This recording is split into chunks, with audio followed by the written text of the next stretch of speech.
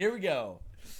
All right. What's up, everybody? So, we're going live. If you guys are watching this after we're live, this is the VOD, the YouTube video, and we're going to be talking about quarterback situation. Ooh. We're going to be talking about everything, and Nebraska football on the bye week. And Cringe Studios is in here already. Alex Hopeland, what's up, brother? Cringe Studios, first baby. Go Buffs. He's back.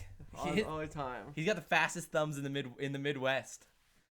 Yes, he does. He sees our video and he's like, I'm on it. We appreciate you, Cringe. Wait, never mind. What's up, everybody? Zach, big boy. Yo, yo, yo. You don't know what to think? I feel that. The dots in the chat, too. I totally understand. So yeah, today in our live stream, Josh and I recorded a video for 40 minutes. And somebody's audio didn't record on that video. I'm not going to say who it was, but it might have been me for no reason. You know.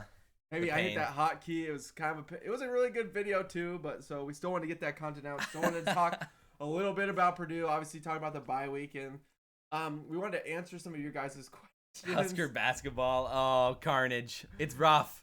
Yeah, it's rough for Huskers out here. We can't catch a break. No, it's terrible. It's actually terrible. Yeah, it's like, I don't know.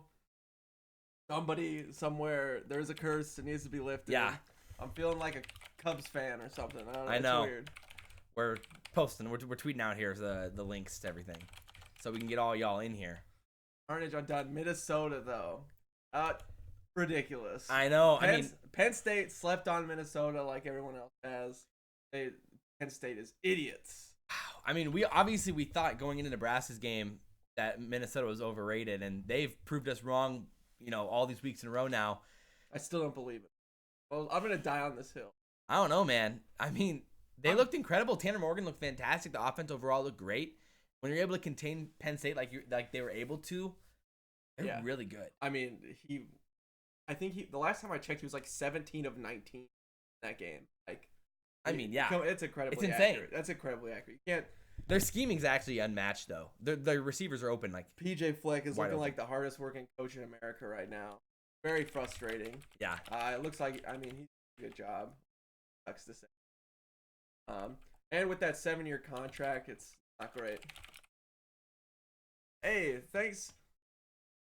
Huntalk 23 Kappa. Appreciate that. I appreciate it. Minnesota national champs confirmed. I don't know about that one. I agree with you, Zach. I don't think Minnesota is a playoff team. Let's be honest. They're going to play Ohio State in the Big Ten championship. Potentially. I mean, there's still so much potential for them to lose to Iowa. I mean, who knows? Iowa, Wisconsin. I mean, they lost. Yeah. Like, Wisconsin's not going to sleep on them since they lost to them last year. So I think, Wisconsin. Yeah, because Wisconsin and Iowa are in that tight game right now, so they're both solid Big Ten teams, as we know. Yeah, exactly. So no Bulgari. A lot depends on the Maryland game for me. Well, I mean, obviously we have to beat Maryland. You have to beat one of the two. It's not looking great at this point. I mean, it's definitely possible, like Zach says, but it's not. Obviously. The Purdue game was obviously just a big drop. I guess we could talk about that a little bit. Again, if you don't lose to Purdue, I mean, at this point, you're looking at Nebraska's losses at like a tough loss to Colorado, a loss to debatably the best team in the country in Ohio State, a top now 10 team in Minnesota, and then a 7-2 Indiana team. Yeah. But you blow it against Purdue, and now Nebraska fans. That's where you have to start worrying. The Purdue loss hurts a lot because that's really exposing. And I was going to talk about it this week. It's an unexcusable loss for Scott Frost. This is kind of my second unexcusable. There's no excuse that you can make that allows Nebraska should have lost to Purdue in any way, shape, or form. He lost to a second-string quarterback. Yeah. We had 4 turnovers. Our defense mostly did its job. They blocked 2 punts, 2 interceptions. We dropped the ball off at the 3-yard line. And we can't score a touchdown. We scored 3 points on 4 turnovers. Are you kidding me? And that's on Scott Frost. It's on the coaching staff. And you just can't lose. I don't care if Drew Brees had a super great pregame speech, super great halftime speech. I don't care. It was embarrassing. And there's just no excuse. and I'm beyond frustrated from it. We got jinxed by Drew Brees, dude. And Scott Frost keeps saying we're finding new ways to lose. I feel as though we're finding the same way to lose over and over again. Turnovers, can't score the ball in the red zone. It's just frustrating. I see the same thing every week. It's not different. We'll get up, we get a lead, and we just choke it away. It's very frustrating. I mean, again, since we played Minnesota and Minnesota showed the recipe to expose our linebacking core, which we knew were bad this whole season. Yeah, any decent teams is going to be able to do it, and that's why I have very little confidence going into these at least for sure, the Iowa and Wisconsin games. Maryland's, whatever happened to them at the beginning of the season, that magic's gone because they are getting blown out week in and week out right now. The problem with Nebraska is on the road. I don't know if we can actually. We're 1-8 now. Make it happen. Yeah. So, it's like a road curse right now for Nebraska and Scott Frost and company. It's impressive how we managed to lose those games. Wyatt says, honestly though, it's actually impressive. It really is. Yeah, I mean, so many games that we can stop that Scott Frost finds a way to lose. I mean, it's just ridiculous. Yeah, Ross, you said it earlier, Adrian doesn't look like himself still. Looks like he wants to be a pocket passer and doesn't want to run. I don't know what's happened to Adrian. I mean, the magic last year was there, and like you go back and I mean, if you guys saw on Twitter, we posted like a highlight reel of Adrian from last year, and like there was some magic there. He was really, really good, and we all know that. I mean, we watched the games last year. Nice throwing. Yeah. And just none of that is there anymore. He seems worried, scared, slow. He's not making reads. I mean, the job of a quarterback is to make quick decisions, and that's your job. It's to make a decision, and it's the coach's job to make that decision easiest for him. And Adrian Martinez cannot make a decision either way. He's literally just stuck in limbo, too afraid to run, too afraid to pass. He just looks uncomfortable, not himself. And I don't know what happened. I feel really bad saying that because he did look so great last year, and everybody had high hopes. It's not just Nebraska fans. It was people around the country thinking Adrian Martinez could really do something, elevate the Nebraska program. And what we didn't see, I didn't think was a flash in this pan, this fake thing either. But yeah. I don't know. It seems like self-inflicted Adrian Martinez. It's in his head. Tough to think, but that's kind of the way it's been. Prince Studio said he came to wallow in the misery with you guys. Welcome to the wallowing. Poor Colorado, man. McCaffrey's the real deal. Vedral's a game manager. Adrian needs benching. I mean, I don't know. Oh, Kevin Bandy's in the chat. You guys think no. Thomas, you're doing us dirty. My theory is Adrian Martinez is blind. A good theory. It's possible. Thomas doing us dirty with the Bo Pelini hype. Yeah, that's not cool. I think Vedral can honestly be more than a game manager. I've been impressed with him this year. He's done a lot of things really well. Obviously, he makes the offense look good. But for Scott Frost to recruit him from Nebraska to UCF, for him to get backup spot, to get playing time there, I think that says a lot more than him just being a manager. I think he can win a lot of games for Nebraska. And do I think Luke McCaffrey's a real deal? I mean, to step in and go 5 for 6, score a touchdown when the game needed it. It's too early to say if he's the real deal, I think. But yeah. He's definitely has a lot of impressive. potential. He's got, That's the nice thing about Nebraska football with Scott Frost is we're always going to have quarterbacks who are going to be able to do stuff because he recognizes quarterback talent. That's one thing that I can always that can lean on from Scott Frost to say, look, we have one thing that's good, and the one thing is good is our quarterback room looks really nice. But Adrian Martinez, I don't know. For me, I do feel like we should bench him personally. Wilson, what are you saying here? We didn't ban you. You're impressed. Well, thanks, man. Yeah. Whatever. I don't know. We don't know what you said potentially, but Nebraska needs more recruits to become good. I mean, that always helps for sure. But in the same light, I mean, we have 24 this stars. This season was a big prank to throw teams off next year, so they underestimate us. This is big brain maneuvers big here. Brain. So to get a bowl game, we need to win 2 more from Wisconsin, Maryland, and Iowa. Yeah, Tanner Hurts, our receiving core has been really downgraded. I've talked about this before, how I think that because our wide receivers are really short, I really do think it's hurting us. Well, also Adrian Martinez and overthrowing and missing guys. JD Spielman's still a stud though, and that's the thing. I don't think the height isn't sure you lose a great receiver, but I mean, it's like and Stanley Morgan was a big loss. Yes, because he's an absolute stud. But okay, anyway, back to the quarterback conversation. We're jumping around here. Back to the quarterback conversation, though. It's definitely a conversation of like, okay, if you're Scott Frost, if you bench Adrian Martinez, he's gonna transfer probably. If you bench him, I mean, you obviously at that point it's basically an announcement that it's an open quarterback contest for next.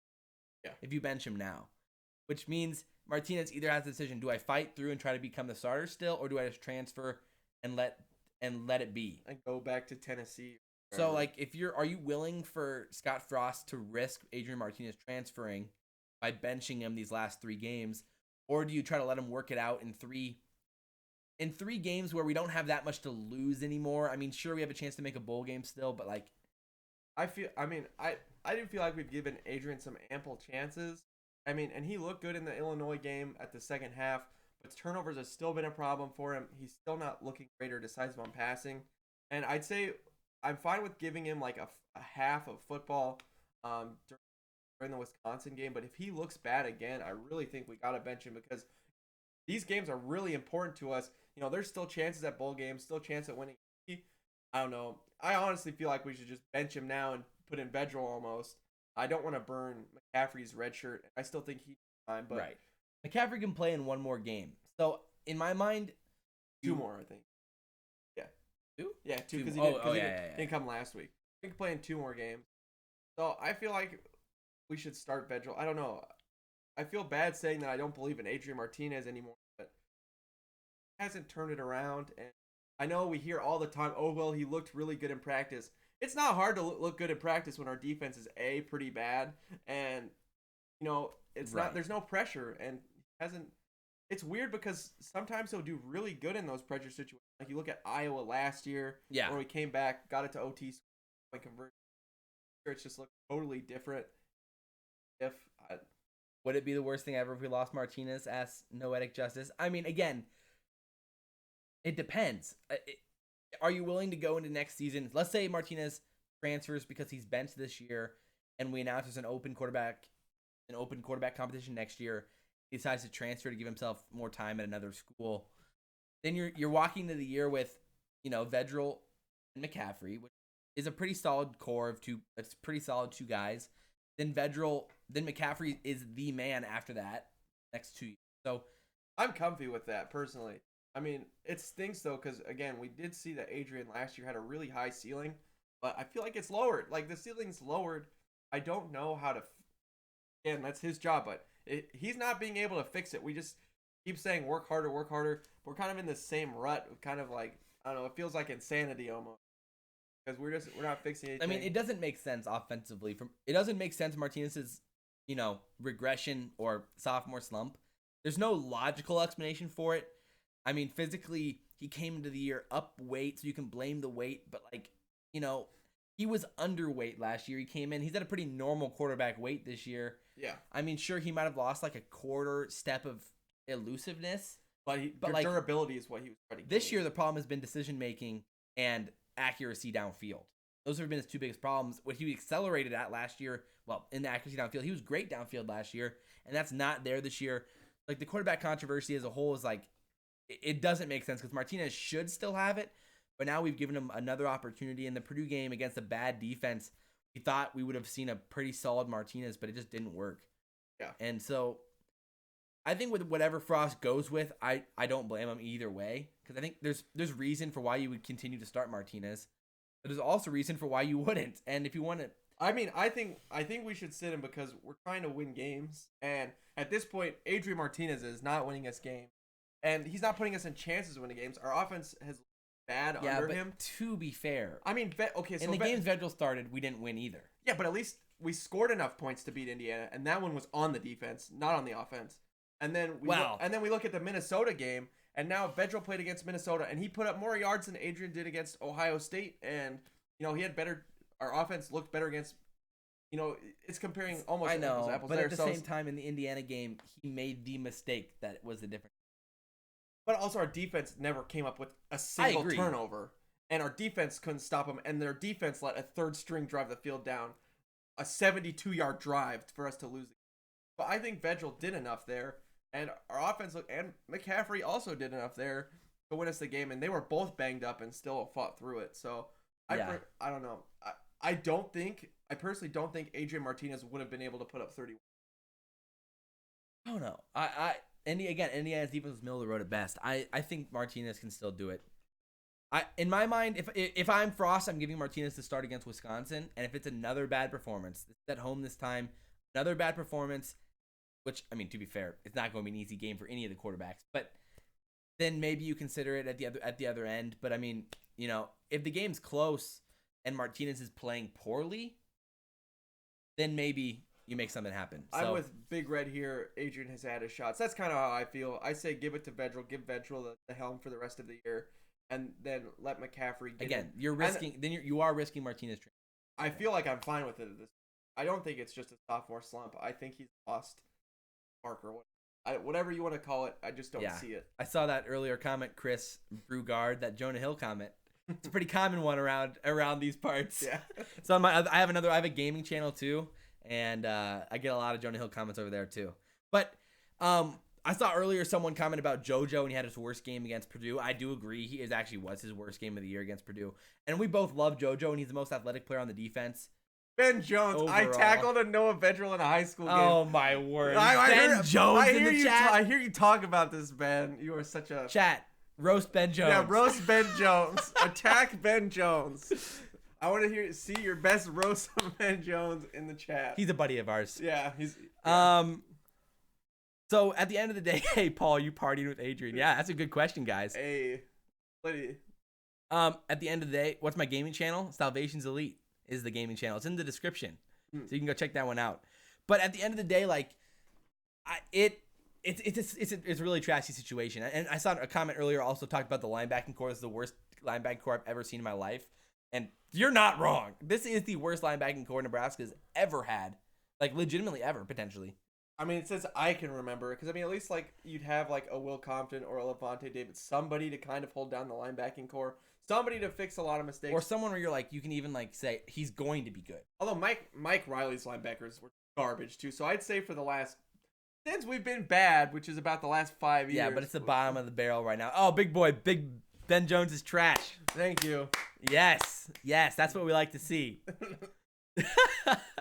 No, yeah, Mo Berry is the king of over pursuit Iowa Bassman, and he's also the king of running at the running back and then just stopping. Yeah. Oh, there he is. Stop. Mo Berry's really indecisive in pursuit. That's this as well. I mean, it goes either way. But I mean, linebacking. At least he plays with heart, though. I mean, that's the thing. I mean, Will Honus. What sucks? Jones wears Jordans. Amen. He does. What a joke. Mo Berry isn't as bad as Dedrick Young.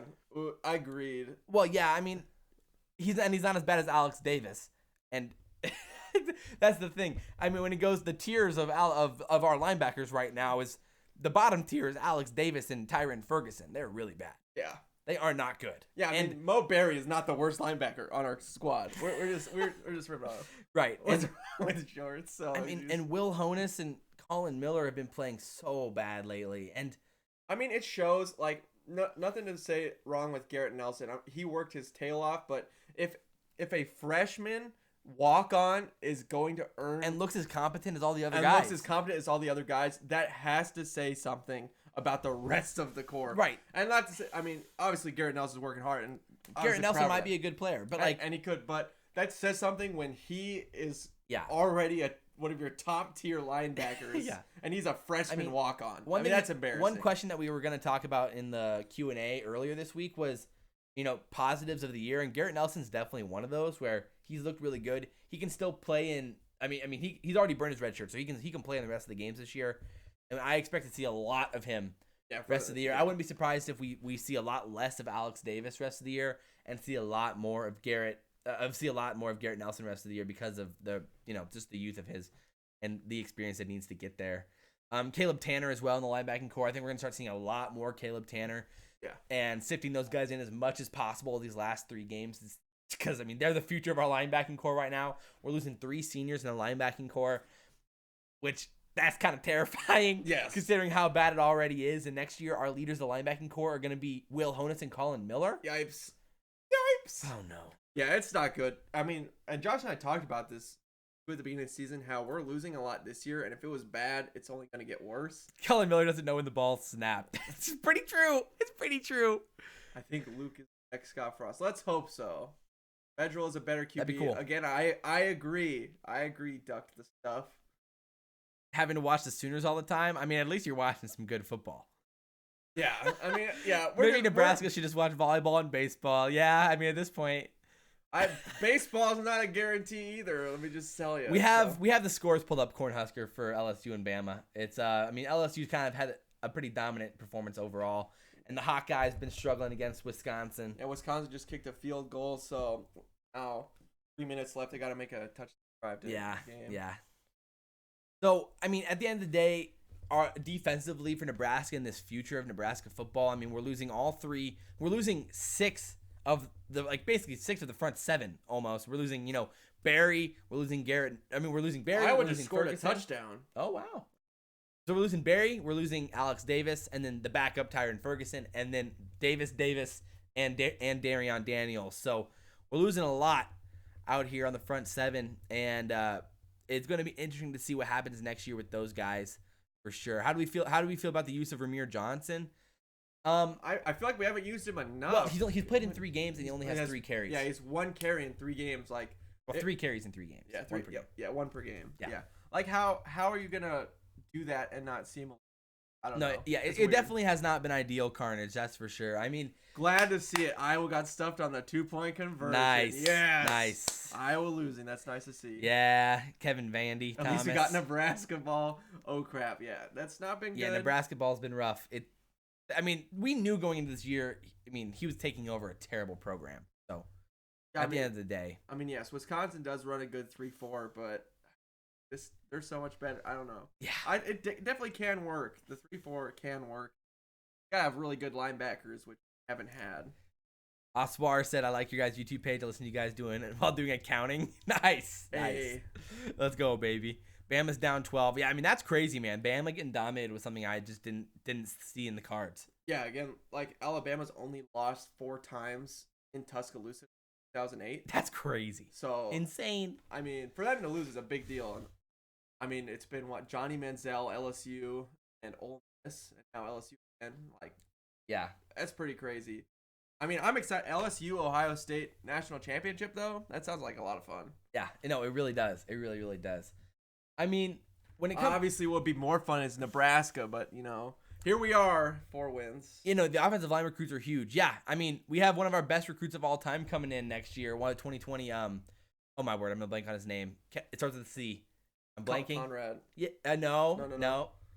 I'm gonna have to look it up real quick. I'm blanking because that's how I do things with names. Yeah, the offensive lineman. Yeah, but he's like one of the 5 highest ranked Nebraska recruits of all time. Cochran. Yes, Turner there we Cochran. go. I was blanking. Thank you, boys. Yeah, Justin, there you go. Turner Cochran. Yep. And so, I mean, the recruiting class right now for next year looks pretty decent considering we're rocking in with a multiple 4 stars right now. We're ranked 32nd, in the 30s on 24/7 in rivals. We're getting Xavier Betts from Nebraska. It's sad, though, that the other Betts wide receiver, who's also a 4-star, not going to Nebraska. He's going to Notre Dame, which really sucks because he's our 2nd highest guy in the state. It's just a bummer. I mean, that's the thing. I think next year, I'd assume in the next 2-3 months before February when signing day that we're going to be looking for some JUCO transfers to help fill in at linebacker and D-line probably again. We're probably going to be looking for another Darion Daniels person to fill in that nose guard role potentially. Again, JUCO transfers can be really quality. Levante David was a JUCO transfer, and my favorite guy, Randy Gregory, was a JUCO transfer. Good old Randy. You can get a lot of really high quality, and that's one thing Scott Frost can also do pretty well. We've been able to get JUCO transfers. Bo Pelini, big on it too, and that's really important. To fill in spots. If you see what Frost did last year in his 2 months he had coming to Nebraska, he had a lot of work to do that recruiting class, and in 2 months he was working with the hype of UCF, but he pulled a ton of weight in those last 2 weeks to make things happen for this recruiting class. Wan'Dale was one of those guys. And so right now with where our recruiting class is sitting, I think we should be in pretty good spot to finish top 25, maybe even top 20 recruiting classes and be in pretty good shape. Do you overall. still think Minnesota is trash? Yes. I hate. No, Minnesota's a good team, man. It sucks. I don't know what happened and how they were able to turn this thing around after the first 4 weeks, where they struggled against Georgia Southern, Fresno State, South Dakota State, and they almost lost all of those games. Yeah, and they've turned it around. And then Penn State absolutely choked it this week, though. Yeah. Penn State was clearly the better. 3 turnovers, man. It's crazy, man. And then the stupid offensive pass interference call, which lost Penn State the game. They were on the 2-yard line, and they pulled it back on a 15. Yeah. Kind of ridiculous. Well, I mean, when it comes to our defense next year, I'm pretty excited about the secondary overall. I mean, though we're losing Lamar Jackson, who is talented, he's shown a little lack of interest the last few weeks. I don't know necessarily. And he doesn't have the best tackling ability. And he's not a great tackler, but he has he has great use of his hands in the air specifically. And he never gets ball burned. awareness. He doesn't get burned. He's always on the guy's hip. But I don't think he's a great leader, and losing him will suck. But I think we're losing a lot of kind of weaker mentality players defensively. And I mean, we're gonna be bringing back. Williams is gonna be back out from injury. Deontay Williams is gonna be back from injury, and I think overall, our secondary's looking up next year with Cam Taylor, another year under his belt. JoJo's going to be a senior as a nickel back. So this Muke is obviously really good, and yeah. I just think overall, I think it's going to be a pretty solid defensive year for Nebraska, at least in the secondary for sure. Again, front seven's a whole different question because of the guys that we're losing. So it's going to be a little. Mo Purify was a beast. Oh, the Maurice Purify throwback. Hey. Dude, Maurice Purify was a beast. That is for sure. Big boy. Where do you see Nebraska football in 3 to 5 years? I trust Scott Frost's process. I do. I trust it. And I mean, I think we're going to be in the row the boat scenarios. I feel like Minnesota took them 3 years to get going, and finally they were on the right track here. So next year only drinks pumpkin spice. Eat it, Ben. Amen. No, I don't know. I feel like we definitely need to shed some guys. Josh and I talked about this right when Scott Frost gets hired. We were hoping that not every single guy on his staff stayed. We thought some of them maybe were a little underqualified. Obviously, we're gonna still give some of them time, but yeah, we felt like our special teams has been really bad. Our outside linebackers have been really bad, and I don't know, like to name drop a little bit, but Oh no, it hasn't been great. I mean, yeah, Justin. I mean, Flex calling this year 2. I like how that mentality. He talked about that in an interview before this season. How he was talking about how this was year 2, and his first year was actually year 0 because they had to start from 0. Yeah. And that's kind of how Nebraska's been. I mean, that's how I see it. I mean, Mike Riley gave Frost literally nothing to work, and so I mean, we lost most of his recruiting class right away. Those Calabasas, weaklings. The only decent thing they handed to us for the most part was like 3 seniors on the offensive line last year. Yeah, Farmer was good. Spielman, Gifford was good. And then the raw talent of Lamar Jackson. Yeah. But like at the end of the day, it's like Frost is working with very little right now. Oh, Zigbo. How can I forget my name was Zigbo? Caleb's boy. But Mike Riley wouldn't run him. No, we ran Terrell Newby instead of Divino Zigbo. Yeah. But at the end of the day, like I think Frost is heading in the right direction. This recruiting class, you've seen the talent has been working out so far. And though, I mean, losing Maurice Washington blows. I mean, that sucks. A guy with talent, I don't think he's going to be back on this team. I'm not definitely it's not trending in the wrong direction, at least. I mean, yeah, I think if we had the Mo Washington and Wan'Dale Robinson double for the punch next this year, and for the next 2-3 years. Yeah, I agree. I mean, and I saw that earlier.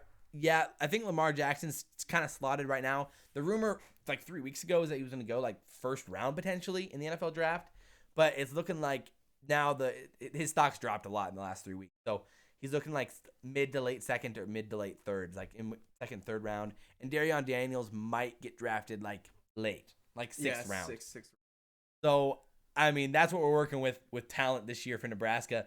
And think about that. Last year we had nobody drafted. This year we had 2. We might have 2 people drafted, maybe 3 if we're lucky. And so next year, that's kind of you're not losing that much. You're losing replaceable talent. Yeah, I mean, it's just again we're just gonna have so much youth on this team so long, and a big thing about football, especially offensive line, is experience, and our line has none. We had 6 combined starts from our offensive line coming into this year, and that was just terrible, big pain. And Burrow was on the transfer market when Frost recruited That's Adrian. true. That was a big talk. Well, first of all, again, But Burrow was linked to Nebraska all over the place because his whole family He played here. Yeah. played here. With his older brother playing here in the early 2000s. So, but thanks, Mike Riley. Didn't even consider Joe Burrow as an option, and now look at him now. Mike Riley, what a man. Yeah. Justin McLaughlin, yes, Mike Riley screwed us. Well, we kind of screwed ourselves because we hired Mike Riley. So that was honestly one of the worst decisions ever, and Nebraska's gonna be paying for it. We paid for it literally financially, fiscally. We're paying for it, and we're going to pay for it in time. An emotional tear. And emotional pain. It takes time to build stuff, and I'm both ways. Like, I obviously want to give this coaching staff time, but at the same time, we have had a couple unexcusable losses. Purdue being one of them, Troy being one of them. Like, there's a couple that there's just no way that you can squeak around that you can blame talent. Like, Frost Rose performances is definitely something that's scary. Yeah. I mean, when you're losing to a team like Purdue on the road, you and it wasn't it. I mean, Purdue did play a pretty good game, but at the same time, Nebraska they didn't have their best players. Oh, I know, and Nebraska played a bad game, so it is worrying. I mean, and Martinez missed touchdown throws, and and we have. I mean, Martinez missed a couple really easy throws. Noah, the one that stole, like, there was a couple really bad things there. And that's on Scott Frost. And, our special teams playing bad, that's on Scott Frost. Right. There's definitely some coaching things. Our defense, and I don't know. Again, when you're working, there's 9 Mike Riley players starting on that defense. Was a killer. Yeah. Ryan, I see. Yeah, Minnesota became bowl eligible with the end of season win over Wisconsin last year. Why can't Nebraska do the same with Maryland and Iowa? Well, I mean, that would be great, and I think it's possible for sure. But like, we just haven't. Last year, we saw Nebraska work harder and get a lot better by the end of last year. Trend in the right direction. And we trended in the right direction. That's why everybody was so excited. We won 4 out of our last 6 games. We almost beat Ohio State. We lost in overtime to Iowa. And what sucks is Minnesota trended in the right direction last year too. At the end of the year, they won 3 of their last 4 with a win against Iowa, a win against Wisconsin at the end of the year. And we keep hoping and praying for this turnaround, but the problem is the offensive line, the core of this offense, so bad. We're still ranked outside the top 100 in basically all important offensive line stats. And like last year, we were ranked in the top 30, top 40 in almost every single offensive line stat. And that's the difference. It can't be overstated how big of a difference that makes for this offense, for Adrian Martinez, and for Nebraska as a whole. The offensive line is just that bad. Yeah, I mean, like they were hyping up Cam Jurgens, but I think it was just because our center options were so bad. Young Farniok was so bad that Cam Jurgens, a tight end who had never played offensive line, was a better fit for Nebraska football to start than anyone else. I mean, that just shows kind of just a disparity. The state of the offensive line that we're at so far. So that's just not a good thing. Yeah. And they need time. I don't think Cam Jurgens is going to be terrible. I think he can be good. He's definitely showed improvement, but at the same light, tough to show. Like when you went from tight end to center, I'd hope he'd be showing improvement. But oh yeah, I mean, we have a handful of guys that are redshirt like freshmen this year that are going to be in pretty good shape next year. Ben Jones is the type of guy to pour the milk before the cereal. Dude, he is. Oh my word, so true. Kevin Vandy asks, currently our offense, defense, and special teams all really suck. Which one do you see improving the most next year? Well, hopefully special teams, because it is the worst in my opinion. The one that logically should improve the most is the offense, just because of the youth. We're not losing anyone on that core. The only guy we're losing is Conovi. And so, at the end of the day, the offense should be the one that takes the biggest step forward. Defensively, again, we're losing a lot of leaders, a lot of seniors.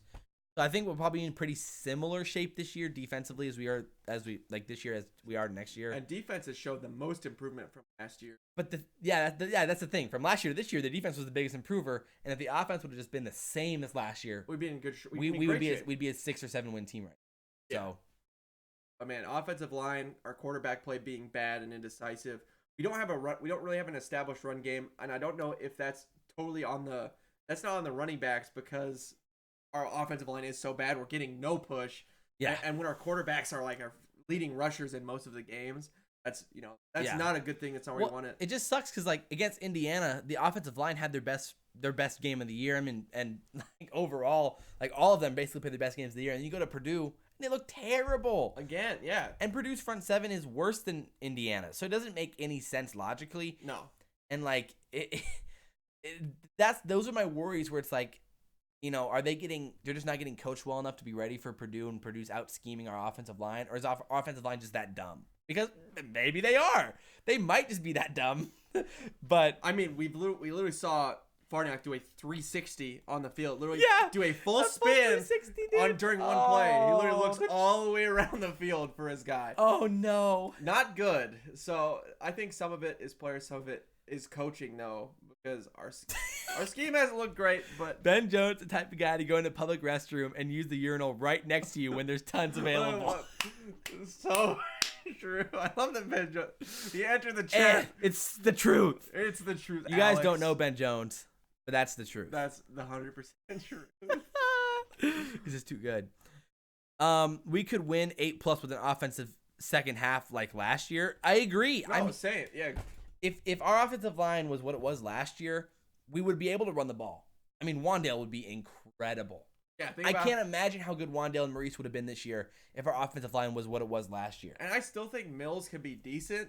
I mean, think about early in the season. He ripped off a couple really big runs. Yeah. I think he definitely has some explosiveness. But again, a guy like Mills, he needs the lanes. And if he has those lanes, we know he's not the shiftiest guy. Well, because he's bigger than Wan'Dale and Mo, they have him run up the middle. And guess what? There's no holes there because our offensive line is bad. So we haven't been able to see. I think Dedrick has a lot of potential. Again, if you look at last year, I mean, if you go back and watch that Minnesota game last year, the Illinois game, our offensive line dominated those games. And so did Devine and Zigbo dominated those games. Yeah. Yeah, I mean, Wyatt Missouri should get more playing time. Again, maybe he doesn't look bad. It's just, again, we don't know who's good, who's bad because our offensive line is. Yeah. I mean, on the running, it's such a. Again, we did script a few plays for like overall for like Thompson last week, and I don't know. There's a lot of depth at running back position, and that's why we saw the decommit. I mean, that's why that happens, because there is a lot of depth at the running back position right now. You got all those guys there right now. We got Wan'Dale Robinson, who's now one of the best players in the Big Ten. Yeah, so he's going to be a stud there for the next 4 years. So it's a deep backfield, and I definitely feel good about it. But the offensive line, at the end of the day, is the thing. Nothing matters more than fixing the offensive line, and that's why I'm really worried about it. If they were half better, and we were in 60th in the country in offensive line stats. I know. Well, it'd be a different team. It'd look way different. Another positive that I've seen the last few weeks is, I mean, we've been able to hold the ball a lot better. We haven't been turning the ball over, which has definitely been a positive. The problem is our defense has been struggling to force turnovers. And in the last game when we did, our offense couldn't do anything with it. Oh, my word. I know. Finally, against Purdue, we got some turnovers going, and our offense couldn't do anything with it. I mean, my goodness, Darian Daniels was gifted the ball. Purdue pulled a full-on Browns and just handed him the football, and that was hilarious. It looked exactly the same as the Baker Mayfield. I know, it was the exact same thing, and like we haven't seen it all year. And it was twice in the same week. It just threw it right. Here you go, defensive lineman. I know, but in my opinion, Nebraska should just get 5-star recruits. Same, genius. Agreed. That's big brain, big boy. Yeah. My goodness. Defense should start using more sophomores and freshmen. I mean, no, I agree. Again, that's what we were talking about before. Was that we're going to be seeing a lot more from these young guys in these last few games, which could be positive and negative. Again, experience only goes so far. Yeah. But also needed a little bit coming in there cold. I liked what I saw from Braxton Clark in that last game. I mean, a freshman. I think again our secondary could be in really the secondary good. Next year. I think he looked pretty good, and I think he'll be able to replace. I think he'll be able to step up and replace Lamar Jackson next year. So. Yeah, obviously Cam Taylor has been a stud this year. Obviously in that part of the season, turning over a lot of turnovers on the ball. I don't think. Again, Ross, if you look at Wisconsin, they run a 3-4. It can work. It can work. The problem is we've been a 4-3 for so long. We still have 4-3 guys in the system. Yeah, we've talked about this in our videos. It feels like you're putting a square peg into a round hole. We're trying to fit the wrong personnel into a 3-4. I mean. Our defense would be significantly better if Stilley saw the field every play and Colin Miller or Tyrin Ferguson didn't. Or Alex Davis didn't. You know? And you get Stilley in there. My audio. You can't hear me? That's the worst. You want to hear me way more than you want to hear Josh. Yeah, exactly. So, I mean, that's kind of where we're at with that is it's not an ideal scenario either way. I'm still pretty confident. Like, do you think some players have lost faith in Frost? I think so. Maybe some of the older guys. If it's anyone, it's the seniors. I mean, think about it. They've had so many new coaches come in. The defense has had now it's like 3 defensive coordinators come in. Offensive line has had multiple coordinators come in. How many times can you get preached the same thing over and over again before it just becomes washed out? I mean, I feel bad for those guys because it's true. Like once, Yeah. No, it really is true. Big boy, sounds good, homie. Have a good night, man. Cam Taylor's a big hitting machine. Amen. I mean, it really is. It really is true. And he looks like he's having fun out there, which is the best. Yeah, for sure. Checking to see if this is good. I think fine. Yeah, I think we're good still. Maybe just dropped a frame for a second there. I think we're good. But, question like Divine was third string going into last year. Well, Frost judgment. I mean, that was also. At the end of the day, Frost broke out and finally was able to make plays happen. I think he just grew as a player last year. Who? Divine Ozigbo. No, Divine Ozigbo has always been the best. Josh and I disagree. Divine Ozigbo has been the best running back the whole time he was at Nebraska. He was the best running back. No. And they freaking did not give him the ball. Terrell Newby sucked. And Divine Ozigbo was just waste over there. Who won Mike Riley his bowl win against UCLA? Oh, I don't know. Divine Ozigbo? So it's just frustrating. He was the best person. And I was concerned when Scott Frost stepped on the field that he didn't see it. It took him 4 games before we started that guy. I felt that way.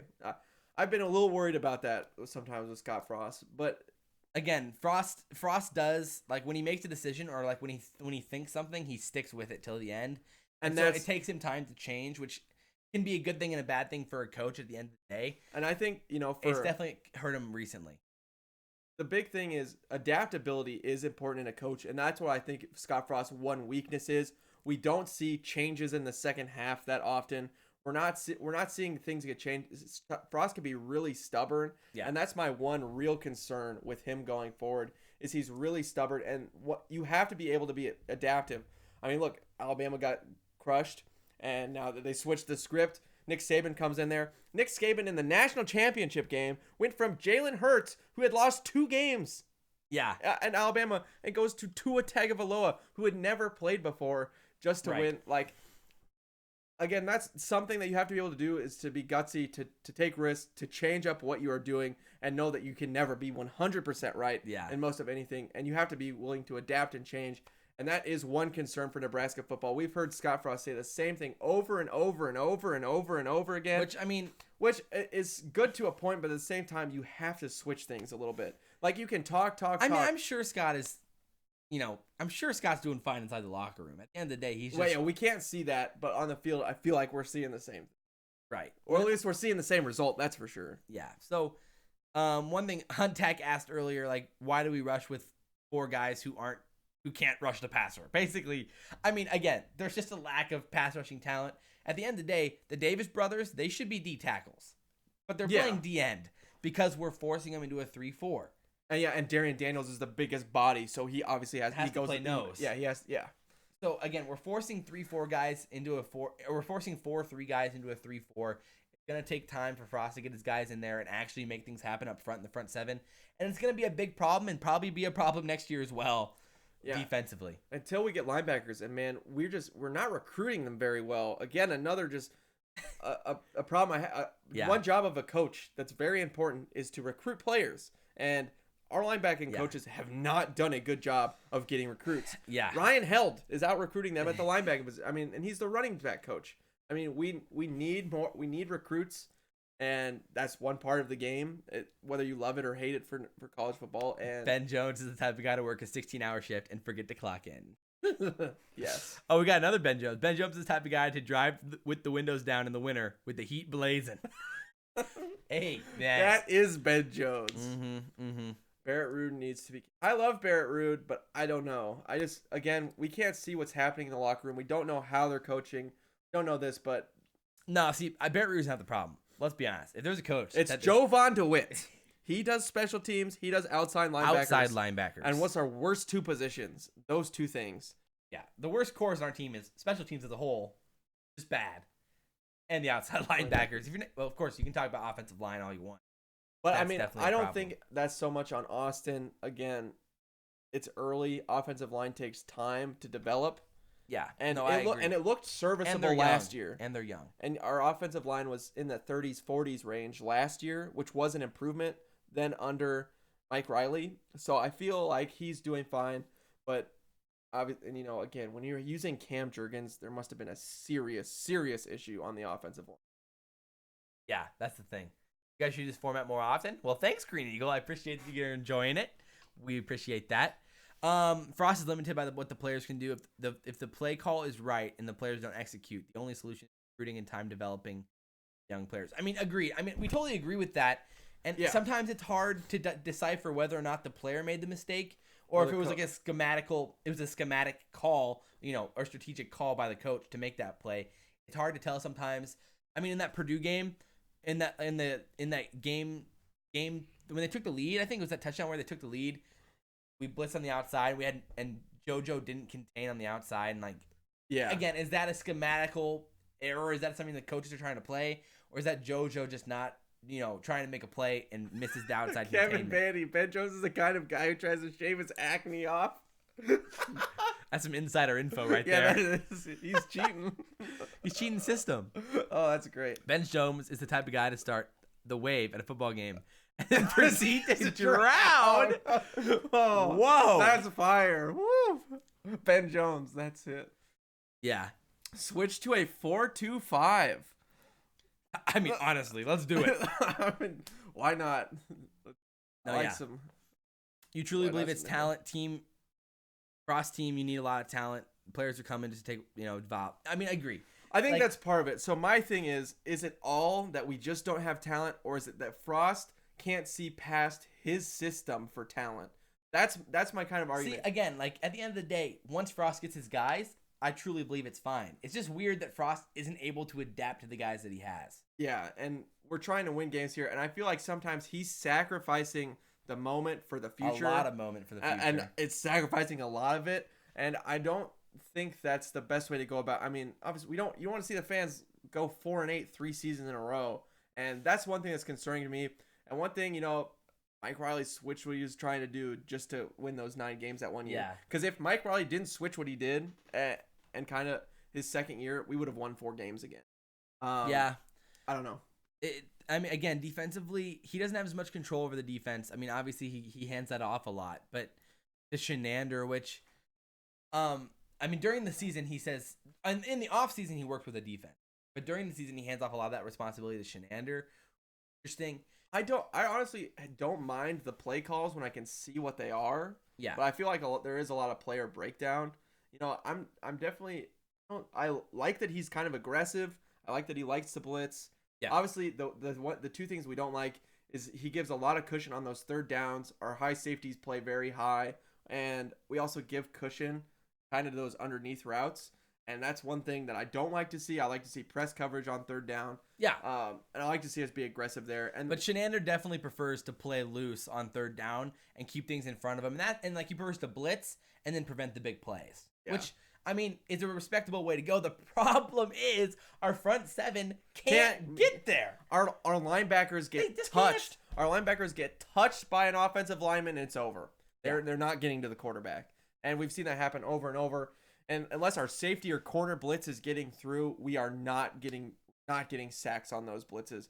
I mean, if Cam Taylor will get through, Muke can get through, but our linebackers are not getting through on linebacker blitzes. Yeah. Scott Frost chose Nebraska. They're all his guys. I mean, you can say that, but at the end of the day, he has a system, and the players that he's handed don't fit that system. That's just obvious. I mean, the Davis brothers don't fit the 3-4 system. Defensively, I mean, none of our linebackers really fit a 3-4 system, and those were all guys that were already here before Frost got here. The only guy that wasn't was Caleb Tanner and Garrett Nelson, and they haven't looked that bad. One thing where I really am concerned, again, is on that linebacking staff. I am concerned because that is a lot of coaching stuff. They are missing their holes. They are over pursuing. It doesn't feel like they've gotten better. No, they have not gotten better. If anything, worse. Yeah. It's been the same. But I don't think they really have the physical attributes that coaches need to be able to play the system that we're trying to play. So one more. Ben Jones sets the high score for golf. I mean, yeah. Yeah. What let's see here. Not having playmakers is killing. I mean, yeah.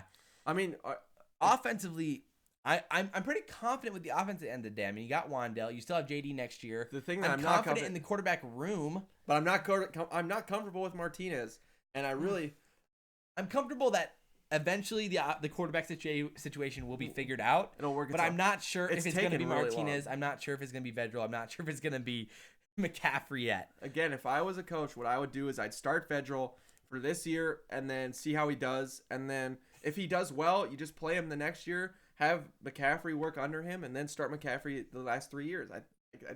That's the dream scenario. But if not, I don't know. I just don't think Martinez going forward is the guy. I'd love to be proven wrong, but I haven't at this point, which really sucks. No, for sure. It's definitely rough. I mean, you're 11 years old and you can do better at linebacker. You know what? Preach. That's probably true. I don't doubt that at this point. But can Ben Jones kick? No. That's definitely a no-go. The play calls aren't that bad despite a lot of other mistakes. A few more throws to wide open guys, and we are a 2-loss team. I mean, Tommy Armstrong is the best QB. Yeah, no. That would be. You mean Taylor Martinez? Since Crouch? I think you misspelled. It's called Taylor Martinez. Tommy Armstrong. No. Since Crouch, the best quarterback we have is currently the coach of the Bengals. That's the best quarterback we've had. Zach Taylor's best quarterback. You think Zach Taylor's better than Martinez? Oh yeah. Oh yes. I mean, on a pro sense, but like, he slung that ball, man. He won games. Yeah, but Taylor Martinez won more. Oh well, okay. But he did have a defense. The defense won games. I guess if we had Zach, maybe it's Zach Taylor. Taylor. I love Zach Taylor. What a guy. And Joey Gans. What a guy. There's some Joe Gans. Yeah, Joe Gans. Thank you. What a man. Him scoring, 70 plus points against K-State. But Joe Gans had a short run, unfortunately. Sucks. It's because Callahan was an idiot. That's why. Yeah. I know. I mean, again, it's just crazy that both Martinez's have studly freshman years. Sam Keller ruined my life. Sam Keller, I want lives. money instead. Why didn't I get paid for NCAA football, guys? I wanted the money. I should get paid. It's because he wasn't good enough to go pro, so he had to suck up the money. So he got $4,000 for NCAA football. I hate you. Yeah. Ruining literally our lives. Ruin everybody's lives. I know. Sucks. Sue has a grad transfer from Tampa. RK3. I love Art. Isn't it ironic that Tampa Bay Buccaneers bring in Sue and they go from a bottom 3 rush defense to a top 3 rush defense? The best rush defense. Him and Levante David just disgusting. Him and Levante David reunite and suddenly they're a godly defense, front 7. Absolutely nasty. What are the odds? But I don't know. At the end of the day with Nebraska football, I think we both believe in the direction it's headed and we believe in the guys that Frost has brought in. But right now, in this year, and probably even next year, I'm worried about next year. I'm still worried about next year. I mean, I think our offense, there's nowhere but up at this point. The offense cannot be worse. I think it can. I think it can be worse. No, it cannot be worse. The offensive line is only going to improve. You're going to have Wan'Dale in year 2. If we keep Martinez in, I think we're just going to keep games. No. Yes. Martinez is going to find his way again. Not, guys. He's not. JD Spielman is going to have a senior year. Jamal Lord. Okay, here we are. Ben Jones is an only child. It's still not his parents' favorite. It's like you know him. Scott, hire Art the teenage Briles. talk show. Yo, what's up? Art Briles. Oh, no. Don't worry about next year. Worry about Jonathan Taylor embarrassing the Steelers. Oh, trust me, Justin. It's going to happen. Remember Melvin Gordon? I do. And do you remember every single Wisconsin running back? Except for Monte Ball for some reason. Well, there's a pretty obvious reason. He sucks. That's he broke the touchdown record, Josh. I don't know if he sucked. I know. Well, he was good at Wisconsin. Yeah, but I definitely thought he was going to be better. I should have known that when we beat him. You hate Noah? And all I want is for Frost to take him out. I mean, Noah's a decent blocker downfield. Noah's had some drops, though. I'll give you that. But he's not a great receiver, but he's had some drops. But he does sit in the zone well. Martinez doesn't look his way. I don't think Martinez trusts him. But instead of the media asking Scott Frost game questions, That's what we've been saying. Why can't we get in that media room? Dude, please. They are trash at questions, We bro. looked at media passes, but the problem is that like there's a lot of restrictions for media passes, and now we can get in trouble. And we understand why the media doesn't ask good questions because they really restrict things, and they'll come after you if you disparage the name of Nebraska too much. But we'd love to get in there and ask what we want to ask. But we'd rather be honest journalists. Yeah, we want to be real deal journalists than in the media room. Yeah. No, but anyone who says Frost should be fired, should be deported to Iowa. I mean, I agree. At this point, you got to give him it's time. absurd to ask for Frost to get fired at this point. He was handed the worst roster in Nebraska history, and he's done an okay job at best with it. But I still believe it. The players that Frost has brought in, basically all of them have looked good. I mean, Martinez last year looked great. This year, obviously. I think it's more personal stuff with Martinez and a mentality state for Martinez than anything else. We got another Ben Jones. Yeah. Ben Jones is the one that goes to Hooters to get the waitress. You hear that, Ben? You hear that? He literally knows you. I think he might know you. This is the best idea. Ben, I'm so glad you got on this chat. Yes. So you can get roasted. Yes. Oh, my gosh. I don't think Frost is our last hope, noetic justice. I think that's ridiculous. I think Nebraska, we have so much fans. We got support. We have money. I mean, what do you mean by last hope, though? Because I think if you fire Frost, the program might be in trouble for a little while. Clemson won a natty in the 80s, and they never thought they were going to ever be good again. But it did take them 20 years to get back. 30 years. But Dabo Swinney comes in. So if it takes 30 years, that's fine. But it's a not if, but when. One thing I will say is we've never even seen the glory days, but we know it's going to happen at some point. One thing I will say is that the whole NCAA starting to get lenient here with recruits being able to benefit off their money image. Talks, and Nebraska's got it. Nebraska's going to let players benefit off their image. I mean, you've seen guys like Kenny Bell, a guy who didn't even make a pro, ever, play He got drafted but got hurt. Never played a snap in the NFL eventually. Would have made so much money off jersey He's a superstar sales. in Nebraska. He would have made like 80, 100K off his jersey sales. Right. I mean, even, there's a lot of guys in Nebraska who never end up playing real snaps in the NFL who were superstars in Nebraska. Martinez, think about how many number 3s Adrian were walking Martinez. around. Taylor Martinez. Taylor Martinez. Taylor Martinez. Any quarterback in Nebraska. Tommy Armstrong would have made good money off jersey sales. Every running back in Nebraska the past 20 years. Divino Zigbo, think about how many, and Rex Burkhead, think about how many 22s were walking around. So you can sell that fandom and that stardom that you're going to be at Nebraska. And I think it can only help recruiting in the future. And businesses are going to want to hire them to do commercials and stuff. Like, if you can do that, autograph signings, if that's going to be a thing that they can do. Husker power. Thanks, man. I appreciate that compliment, by the way. Sorry to interrupt you. Oh, you're good. Giving nice compliments out here. Oh, appreciate. Yes. That's not true. The weather's not easy to sell, but, Minnesota ain't selling their weather. Iowa ain't selling their weather. Wisconsin isn't selling their Michigan weather. ain't selling their weather. Yeah. Ohio doesn't have great weather either. No. The Big Ten doesn't have good weather. You're not selling that. So when you're recruiting against our competition, at the end of the day, statistically, we're out recruiting Wisconsin, Iowa, and Minnesota the past 2 decades. So, yeah, it stinks that Xavier Watts is going to Notre Dame. I don't think so. It really sucks, though, Dylan. That's a bummer because we could have 2 4-stars from Nebraska going to Nebraska. That would be pretty sweet. Yeah. No, Martinez. We should not be pinning our recruits on bribing recruits. Well, no, I'm just saying that it's going to be a legal thing to do for Nebraska.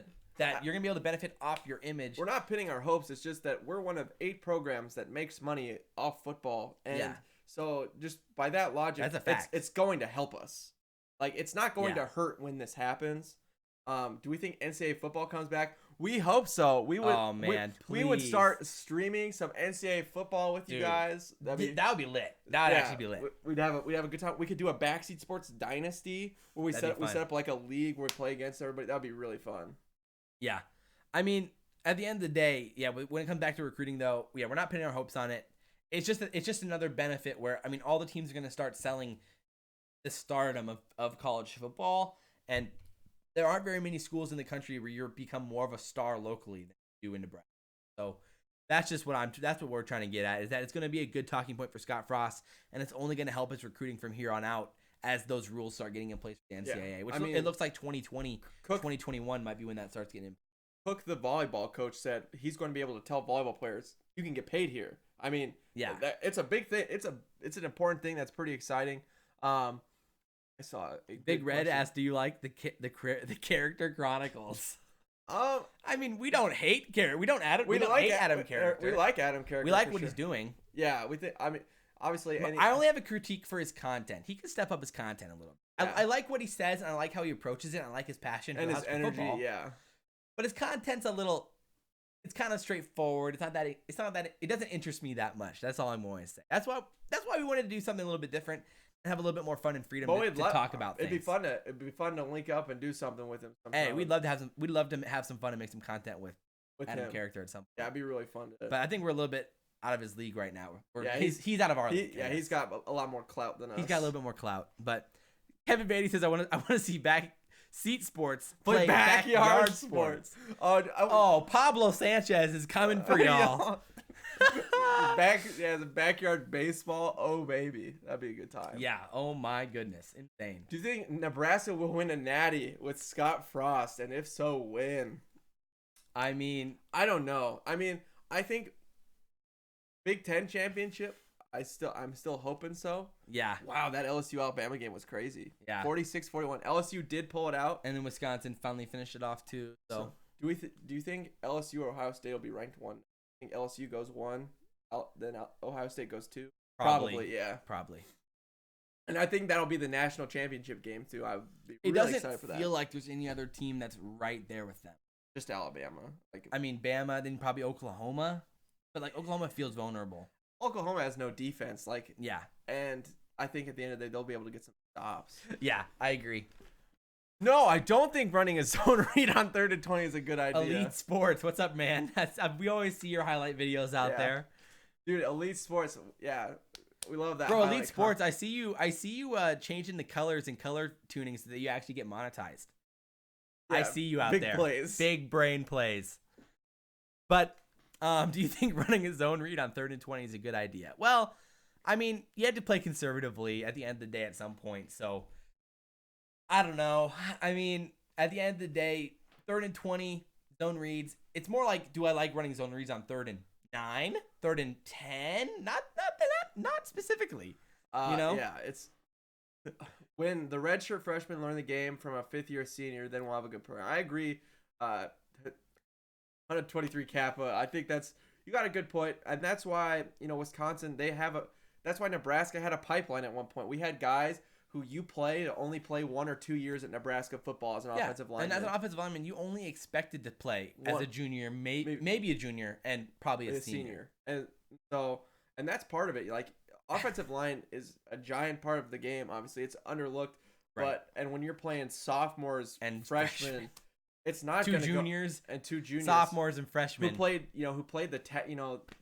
the guards. It's not gonna go well for you at the end of the day. And played the outside tackles. We just don't have a true leader on the offensive line. I mean, as much as Farniok, is a captain, you can just tell by watching him he's not that good of a player. No. And when your captain isn't a good player, it's hard to find that cohesiveness on the offensive line. If he doesn't know what's going on, how is anybody else? Because all the other guys are looking to him to lead that core on the offensive line, and that's why Juergens, who's a freshman who's leading as a center. Yeah. Why do we think Adrian Martinez is doing so bad? Man, it's just... Yeah, we talked about this at the beginning of the stream, so if you want to go back and watch the full-on conversation, definitely do, because there's a lot going on there. But at the end of the day, I mean, there's no real explanation for it because the offensive line is bad. We know that.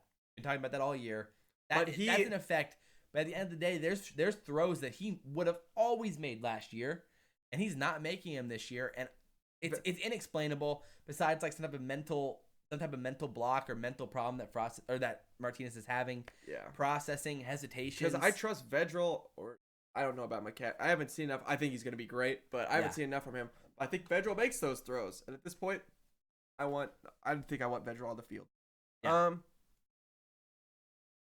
So that, I agree with that for sure. It's just, I'm okay with whatever Frost ends up doing because I think it's a really tough situation. Because again, like we said, we don't want to see Martinez transfer, and that's a very likely possibility. Cam Jurgens' mom was my first grade teacher. Wow. Nice. Fun facts for the day. Guys, everyone, Husker Power knows Cam Jurgens' mom. All right. All right. Nah, but it's definitely a wild ride for Husker football right now. Love the videos, boys. Thanks, man. We really do appreciate that, man. We like your videos, too. New grit drinking game at the end of the day. I do say that a lot. That's an interesting question. Would Vedral have won the QB race last year if he was eligible last fall? I don't think so, because last year Martinez looked freaking studly. He looked insane. And Martinez was the right guy last year, obviously. But but now it's like, right guy. Should we get rid of Shenander? No, not yet. They have we haven't seen enough. Again, some of the positional coaches though, linebacking coaches, maybe. Yeah. Special team. I mean, oh, by the way, I didn't. Okay, yeah. So at the end of the day, no, I said it again. I'm sorry.